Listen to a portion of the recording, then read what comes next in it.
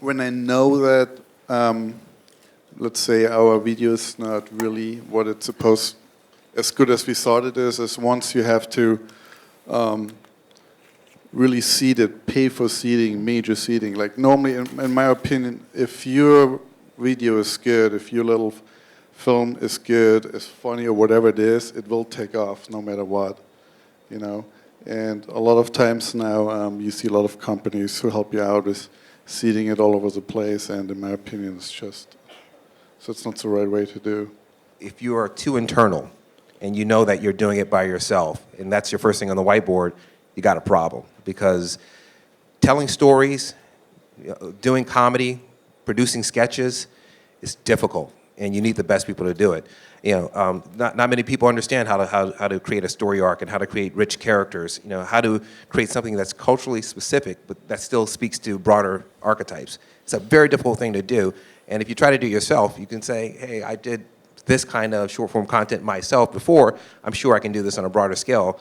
You're probably in for a rough ride.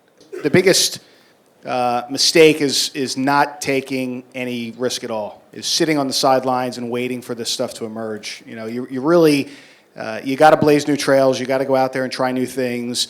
You have to go in it committed to it. I've seen clients and brands that I've worked with over the years who dip their toe in the water and put forth a little bit at a mid-level.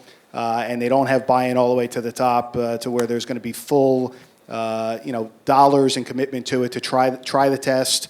And again, when we go through our process and we start out with our strategy for a client, we're looking at the other end in terms of measurement and ROI. What's qualitative? What's quantitative? How are we going to measure success?